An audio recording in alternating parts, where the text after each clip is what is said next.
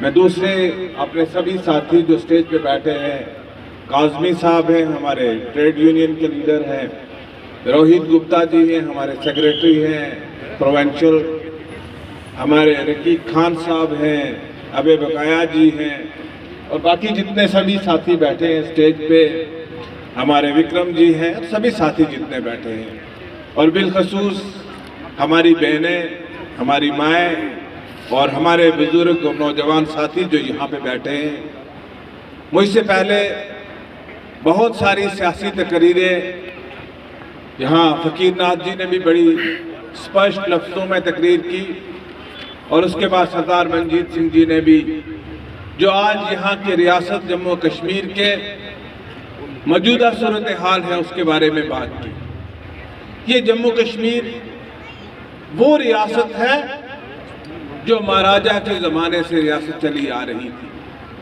और जिसकी सीमाएं, जिसके बॉर्डर लखनपुर से लेके गिलगित तक हुआ करते थे। लेकिन आज बदकिस्मती से हमारी जुबान से तो यूनियन टेरिटरी निकलता नहीं। भाजपा की नजर में और भाजपा के हुक्मरानों की नजर में आज ये यूनियन टेरिटरी बन गई है। इस रियासत को डाउनग्रेड करके भारतवर्ष में आपने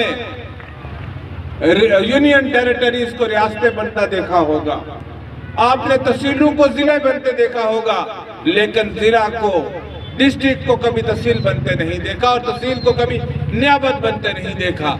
लेकिन हमारी इस रियासत को आज की मौजूदा सरकार ने डाउनग्रेड करके यूनियन टेरिटरी बना दिया।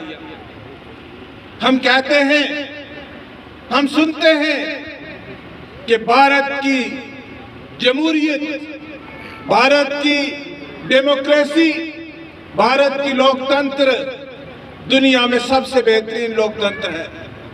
क्या यही लोकतंत्र होता है कि जिस लोकतंत्र में एक इलाके को, जिसकी आबादी तकरीबन 1 करोड़ 20 लाख के करीब है, आप उस इलाके के लोगों को अपनी चुनी हुई सरकार से वंचित करके रखो। 9 साल हो गए हैं जम्मू कश्मीर में चुनाव नहीं, जम्मू कश्मीर के लोगों की चुनी हुई सरकार नहीं। क्या आज हम उस जमाने में बैठ के यहाँ पे जिंदगी बसर कर रहे हैं? क्या हमें फिर कोई, जैसे क्विट इंडिया मूवमेंट शुरू की गई थी, क्या हमें कोई ऐसी तारीख शुरू करनी पड़ेगी कि जम्मू कश्मीर पे राज, जम्मू कश्मीर के लोगों की नुमाइंदगी जम्मू कश्मीर के लोग करें? चाहे वो भाजपा के हों, चाहे वो कांग्रेस के हों, चाहे वो यहाँ की रीजनल पार्टी के हों, चाहे वो अपनी पार्टी के हों या किसी दूसरी पार्टी के हों।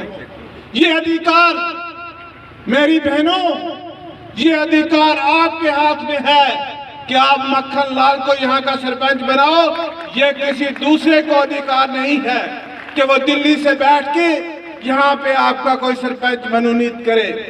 ये किसी को अधिकार नहीं है कि वो दिल्ली से बैठ के यहाँ पे आप पे इनडायरेक्ट तरीके से आप पे रूल करे।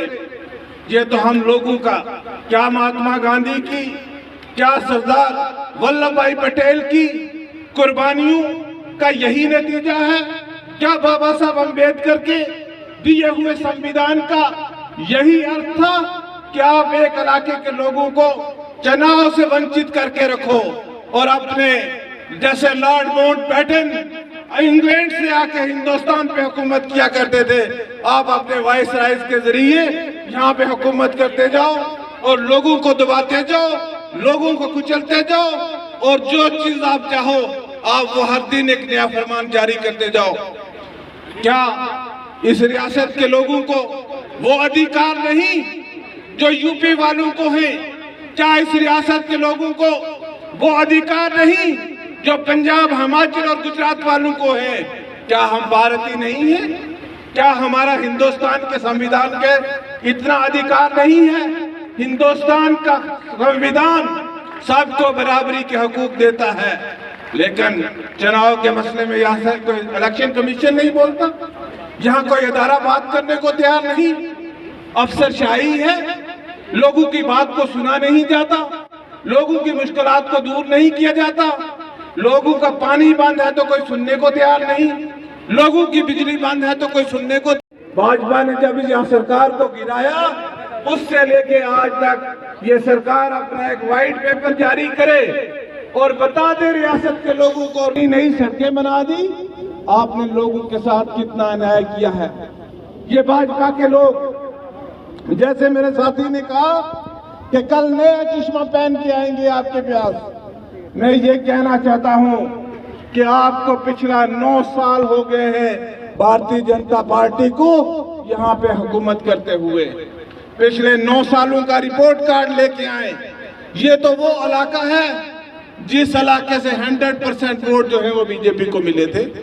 और फिर क्या हुआ कि ये इतनी सी सड़क नहीं बन पाई जिस सड़क के लिए आज आप अल्ताफ बुखारी साहब को कह रहे हैं।